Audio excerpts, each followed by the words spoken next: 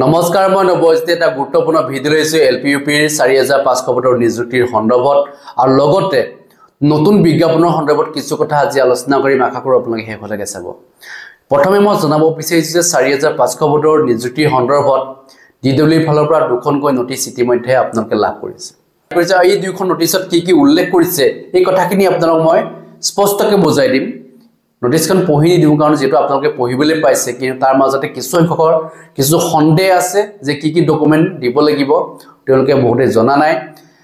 আৰু এটা কথা সুধি আছিল যে যিসকল কি ফ্ৰেছ ক্যান্ডিডেট এনআইএছ নহয় মানে ধৰি লওক কোনোবা এনআইএছ কৰা নাই কোনোবা এসচিআৰটি অডিলেট কৰিছে কোনোবা এসচিআৰটি ৰেগুলাৰ কৰিছে এতে এসচিআৰটি অডিলেট কৰা আৰু এসচিআৰটি ৰেগুলাৰ কৰা এই দুইসকলে ইয়াত হাই সেকেন্ডাৰী মাৰ্কশিট আৰু কোনো ডাইস কোড নাম্বার দিব না লাগে এই কথাটো স্পষ্ট কৈ দিছো যে এসচিআরটি ৰেগুলাৰ আৰু ওডিএল কোনেও ইয়াত হাই সেকেন্ডাৰী মাৰ্কশিট সাৰ্টিফিকেট বা ইউডাইস কোড কোনো দিব না লাগে কিন্তু যিসকল এনআইএছ ডিলিট কৰা প্ৰাৰ্থী তেওঁলোকে কিন্তু দিব লাগিব হাই সেকেন্ডাৰী মাৰ্কশিট সাৰ্টিফিকেট হয়তো দিব লগা হ'ব পাৰে যেটো ওয়েবসাইটটো মুকলি কৰিলে গম পাব আপোনালোকে তেওঁলোকৰ মাৰ্কছখিনি লাগিবই লগতে ইউডাইস ৰেকৰ্ড মানে আপোনালোকৰ ইউডাইস ৰেকৰ্ডটো আছিল নাই যে 2017 19 কাৰবাৰ ইউডাইস আছে কাৰবাৰ হয়তো থাকিব পাৰে মানে কাৰবাৰ ধৰক এনেকুৱা হ'ব পাৰে 18 19 আছে এনেকুৱাও থাকিব পাৰে মানে ইউডাইস ৰেকৰ্ডত আপোনাৰ নামটো থাকিব লাগিব মানে আপুনি যেটো ইউডাইস ব্যৱহাৰ কৰিছিল যেতিয়া আপোনালোকে ডিলিট কৰিবলৈ যাওঁতে যেটো ইউডাইস লৈ আপোনালোকে এডমিশন লৈছিলে হি ইউডাইস নাম্বাৰটোৰ লগত সাৰ্টিফিকেট থকা ইউডাইস নাম্বাৰটোৰ মানে মিলিব লাগিব যদি মিক্স ম্যাচ হৈ যায় এতিয়া দুটা ইউডাইস এনআইএছ দেখিবলৈ পোৱা গৈছে কিছুমানৰ মানে স্কুলৰ ইউডাইসটো বেলেগ আৰু এনআইএছ ফালৰ পৰা প্ৰভাইড কৰা ইউডাইসটো বেলেগ যদি দুইটা ইউডাইস বেলেগ বেলেগ হয় হয়তো তেওঁলোকে ৰাখিব নাৰাখিব ডিডব্লিউ হেতু জানিব কাৰণ এতিয়াতো ক'ব নোৱাৰি ইউডাইসটো একেটাই হ'ব লাগে গতিকে যিখিনি আপোনালোকৰ আছে ডকুমেন্ট হেকিন ডকুমেন্ট আপোনালোকে সাবমিট কৰিব ডিডব্লিউ যেটো বিচাৰিছে আপোনালোকে 21 তাৰিখৰ পৰা 27 তাৰিখৰ ভিতৰত আপোনালোকে আবেদন কৰি হেক কৰিব লাগিব অনলাইন আবেদন কৰি কোনো অফলাইন তেওঁলোকে নলয় দ্বিতীয় কথা হৈছে যে কোনো ৰং আপোনালোকে ইউডাইস নিদিব যদি ৰং ইউডাইস যদি দিবলৈ হয় তেতিয়াহলে আপোনাৰ প্ৰাৰ্থিত্ব বাতিল কৰিব সেই কথাটো ইয়াত উল্লেখ কৰিছে মানে কিছুমান ধৰলক এনেকুৱা হয় যিটো ইউডাইস তেওঁ ব্যৱহাৰ কৰিছিল হেতু ইউডাইস নিদি বেলেগ এটা ইউডাইস দি দিয়ে মানে দুটা ইউডাইস হৈ যায় তেওঁলোকৰ যদি দুটা ইউডাইস হৈ যায় তেতিয়াহলে তেওঁ হয়তো প্ৰাৰ্থিত্ব বাতিল কৰি দিব পাৰে ইতিমধ্যে নটিচত উল্লেখ কৰিছে আৰু লগতে মই জনাব বিচাৰিছে যিসকলৰ কালচাৰেল সাৰ্টিফিকেট আছে কাৰবাৰ স্পৰ্টছৰ সাৰ্টিফিকেট আছে কাৰবাৰ এনসিসি সাৰ্টিফিকেট আছে তেওঁলোকৰ ভেৰিফিকেশন প্ৰক্ৰিয়াটো 26 27ত হ'ব তেওঁলোকে হেইটা ডেট যাব লাগিব নিৰ্দিষ্ট সময় দি দিছে 10 AM to 5 PM ভিতৰত আপোনালোকে ভেৰিফিকেশন কৰিব লাগিব লগতে আপোনালোকৰ ডকুমেন্ট যিখিনি আছিল হেকিন ডকুমেন্ট লৈ যাব নিশ্চয় বুজি পাইছে আপোনালোকে আৰু যে টাইম টেবুল দিয়া আছে টেবুল নাম্বাৰ কিমানি চাই লব নামটো চাই লব যেটো ইয়াত 859 গৰাকী প্ৰাৰ্থীৰ নাম ইতিমধ্যে ইয়াত মেনশন কৰি দিছে 859 গৰাকী প্ৰাৰ্থীয়ে যাব লাগিব ভেৰিফিকেশন প্ৰক্ৰিয়াত যদি কোনো প্ৰাৰ্থী যদি নাযায় তেওঁলোকৰ প্ৰাৰ্থিত্ব বাতিল কৰিব মানে তেওঁলোকে আৰু তেওঁলোকক হয়তো চান্স দিব নিদিব এতিয়া ক'ব নোৱাৰি কিন্তু এতিয়ালৈকে অনুৰোধ জাননী প্ৰকাশিত কৰা নাই এইখনে প্ৰকাশ কৰিছে যদি কোনোবা এবসেন্ট থাকে তেওঁলোকক হয়তো সুবিধা দিবও পাৰে দিবলৈ হয়তো নিদিবও পাৰে গতিকে যিসকল প্ৰাৰ্থী ইতিমধ্যে আছে কালচাৰেল সাৰ্টিফিকেট আছে কাৰবাৰ এনসিসি সাৰ্টিফিকেট আছে কাৰবাৰ স্পৰ্টছৰ সাৰ্টিফিকেট আছে তেওঁলোকে লৈ যাব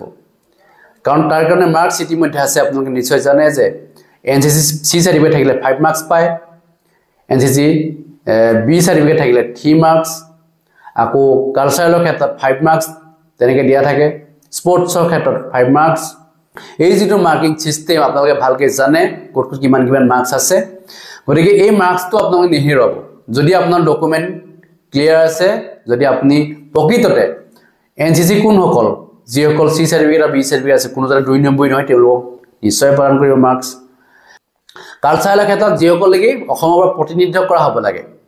নেশনেল পৰ্যায়ত প্ৰতিনিধিত্ব কৰা বা অসমৰ বাহিৰত ভাৰতবৰ্ষৰ কোনো এখন ৰাজ্যত যদি তেওঁলোকে পাৰ্টিসিপেট কৰিছে তাত তেওঁলোকে ফাৰ্ষ্ট ছেকেণ্ড থাৰ্ড পাইছে হি সকলকে 5 মাৰ্কছ দিব 859 গৰাকী প্ৰাৰ্থী আছে সকলোৱে কিন্তু নম্বৰ লাভ নকৰিব কাৰণ প্ৰথমজনকে যেটো পৰীক্ষা নিৰীক্ষা কৰিব তেওঁলোকৰ সাৰ্টিফিকেট সমূহ ৰিয়েল নে ফেক কিছুমানে এনেকুৱাও থাকে কোনোবা এটা ধৰক চেণ্টাৰৰ পৰা তেওঁ সাৰ্টিফিকেট দিব পাৰে মানে বনাইটো সাৰ্টিফিকেট বনাই কিছুমান তেনেকুৱা কৰিলে নহব তেনেকুৱা কৰিলে তেওঁ ৰিজেক্ট হ'ব তেওঁ প্ৰাৰ্থিত্ব বাতিল কৰিব স্পৰ্টছৰ ক্ষেত্ৰত ঠিক তেনেকুৱা ধৰণৰ মানে তেওঁলোক নেশ্যনেল পৰ্যায়ত তেওঁলোকে খেলিব লাগিব অসমৰ প্ৰতিনিধিত্ব কৰা হ'ব লাগে তেওঁলোকে 5 মাৰ্কছটো দিয়া হ'ব এই ধৰণৰ কথাখিনি ইতিমধ্যে আপোনালোকে জানে যদি কোনোবাই নাজানে নিশ্চয় আমাক জনাব কমেন্ট সেকশন আৰু লগতে মই জনাব বিচাৰিছো যে এতিয়া বহুতেই মোক সুধি আছে যে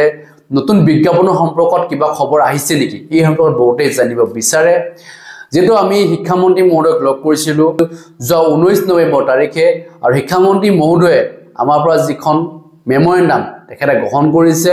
আৰু এই গোটেই কথাবিলাকক লৈ তেওঁ আলোচনাত বহিব কাৰণ কিমান জ্ঞান পদ খালি হৈ আছে এই সম্পৰ্কত হয়তো ডিডব্লিউ ফালৰ পৰা কিছু তথ্য হয়তো তেওঁলোকে বিচাৰিব পাৰে শিক্ষা বিভাগে যেটো এই ক্ষেত্ৰত আমাক সহাৰি জনাইছে যে কিমান পদ খালি হৈ আছে সেই খালি পদখিনি যেটো এডভাৰটাইজমেন্ট প্ৰকাশ নকৰিম বুলি কোৱা নাই কিন্তু কেতিয়া প্ৰকাশ কৰিব কি কথা এই সম্পৰ্কত এতিয়ালৈকে আমাক কোনো ধৰণৰ তথ্য দিয়া নাই কাৰণ কিয় দিয়া নাই আমি জাস্ট কথাখিনি জনাইছো মেমৰেণ্ডাম যোগে তেওঁলোকে আলোচনাত বহিব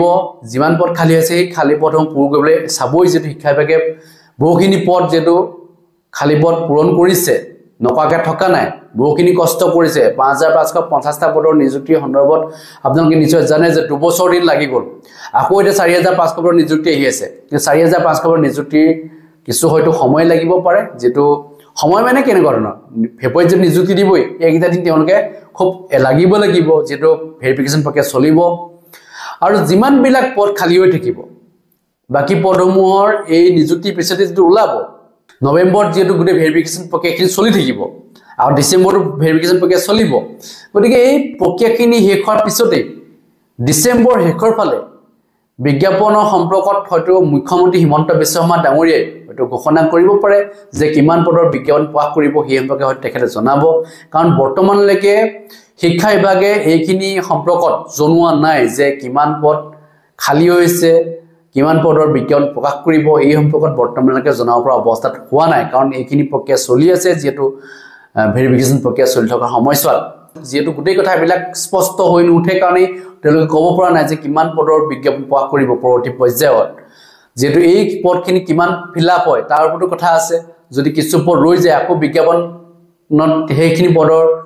যেটো তাত জয়েন হৈ যাব মানে যোগ কৰিব লাগিব মানে গতিকে কিমান পদ খালি হ'ব গোটেই কথাখিনি পিছতহে ওলাব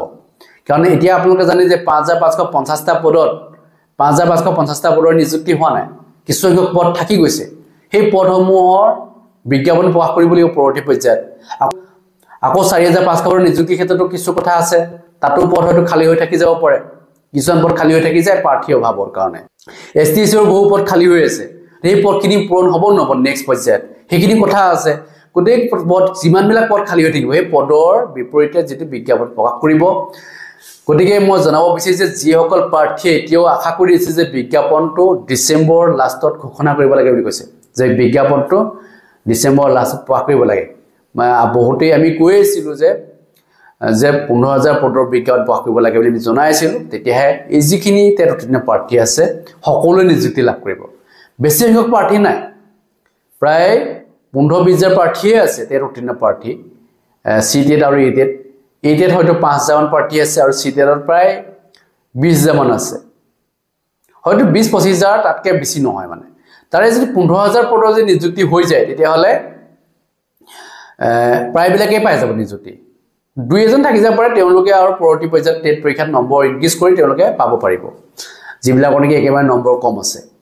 এতিয়া প্ৰায়বিলাকৰ যদি নিযুক্তি হৈ যায় তেতিয়া হলে ভাল হ'ব গতিকে এই সম্পৰ্কত আমি জনাইছিলো শিক্ষা বিভাগক তেওঁলোকে এই কথাবিলাক বৰ্তমানলৈকে কোনো ক'ব না কাৰণ আমি এটা এক্সাম দিছো এক্সাম দিয়াৰ লগে লগে আমি ৰিজাল্ট লাভ নকৰো এক্সাম দিয়াৰ পিছত আমি কিছুদিন ওয়েট কৰিব লাগে হয়তো এমাহ দুমাহ ওয়েট কৰিব লাগিব ৰিজাল্ট পাবলৈ হলে এতিয়া এমাহ দুমাহ যদি আমি ওয়েট কৰিবলৈ যাওঁ ডিসেম্বৰ লাষ্টলৈ ওয়েট কৰিব লাগিব এতিয়া নৱেম্বৰ দিয়া যেটো লাষ্টত আজি 21 তাৰিখ নৱেম্বৰ ভিতৰ বনাই থাকা লাগে আকৌ ডিচেম্বৰ 21 তাৰিখমানলৈ হয়তো ৱেইট কৰিবলগীয়া হ'ব পাৰে গতিকে কিমান বিজ্ঞাপন প্ৰকাশ কৰিব কি কথা এই কথাখিনি স্পষ্ট হৈ পৰিব কাৰণ ইতিমধ্যে আপোনালোকে জানে যে ভেৰিফিকেশ্যন প্ৰক্ৰিয়া চলি আছে আৰু নিযুক্তি হোৱাই নাই ফেব্ৰুৱাৰী মাহতে যে নিযুক্তি হ'বগে গতিকে ডিচেম্বৰতে প্ৰকাশ কৰে নে 2026 চনৰ জানুৱাৰীত প্ৰকাশ কৰে বা ফেব্ৰুৱাৰীত প্ৰকাশ কৰে এই কথাবিলাক স্পষ্ট হৈ পৰিব কাৰণ 4500 খবৰৰ নিযুক্তিৰ ওপৰত গোটেই কথাখিনি ডিপেন্ড কৰিছে এতিয়া আমালৈকে আমি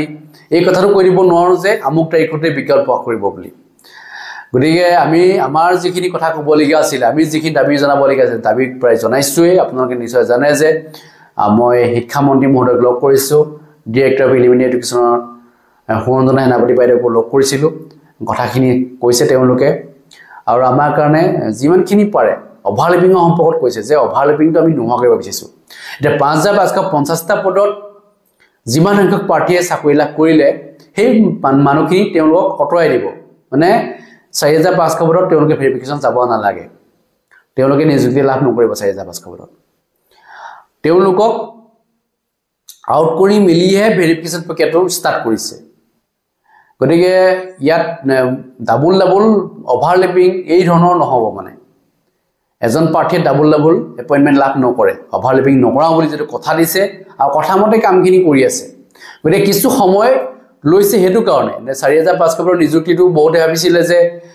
লগতে হ'ব বুলি ভাবিছিলে কিন্তু নহল এটা কাৰণে যেটো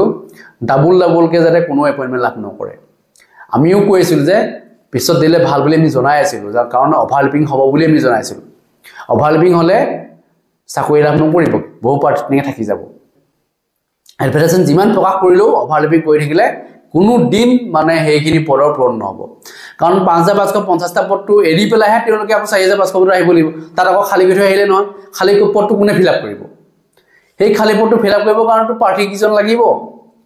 গতিকে সেইসকল প্ৰাৰ্থীয়ে লগালগ আৰু ইয়াত আহি 4500ত তেওঁলোকে সোমাবহি নোৱাৰে তাৰ কাৰণে ব্যৱস্থা গ্ৰহণ কৰিছে লগালগ তেওঁলোকে নোৱাৰিব মানে হয়তো পিছৰ নিযুক্তিবিলাকত তেওঁলোকে আবেদন কৰিব পাৰিব কিন্তু লগালগ তেওঁলোকে নোৱাৰিব গতিকে এই কথাবিলাক ইতিমধ্যে শিক্ষামন্ত্ৰী মহোদয়েও যেটো জনাইছে আৰু মুখ্যমন্ত্ৰী মহোদয়ে যেটো কৈছে যে অভাৰলেপিং নকৰাও বুলি আৰু আমি ডিৰেক্টৰ বাইদেউকো সুধিলোঁ যে কথাখিনি একেখিনি যে আমি অভাৰলেপিং নকৰাও গতিকে অভাৰলেপিং নকৰাটো এটা আমাৰ কাৰণে ভাল যেটো প্ৰায়বিলাকে নিযুক্তি পদ বিচাৰি আছে আমাক জনাইছে যে বহু প্ৰাৰ্থী অভাৰলেপিঙৰ কাৰণে তেওঁলোক বঞ্চিত হৈ গ'ল 5550টা পদ তেওঁলোকে নিযুক্তি লাভ নকৰিলে সেইবুলি জনাইছে কিন্তু অভাৰলেপিং নাই কৰা বুলি ইতিমধ্যে ডিডব্লিউ ফালৰ পৰা জনোৱা হৈছে গতিকে দুই এজন প্ৰাৰ্থী হয়তো অভাৰলেপিং হ'ব পাৰে মানে তেওঁলোকে মানে জিটিবিজিটো হয়তো নিযুক্তি লাভ কৰিছে ইফালে এলপিউবিটো পাইছিল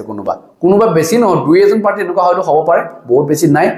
কিন্তু 4500 পদত অভাৰলেপিংটো একেবাৰে নোহোৱা হৈ যাব বুলি কৈছে গতিকে কিমানখিনি কাম আগবাঢ়ে সময়তে আমি গম পাম গতিকে এইখিনি জনাবলগীয়া আছে যদি কিবা ক'ব লগা আছে আপোনাৰ নিশ্চয় কমেন্ট সেকশন লিখিব ধন্যবাদ জয়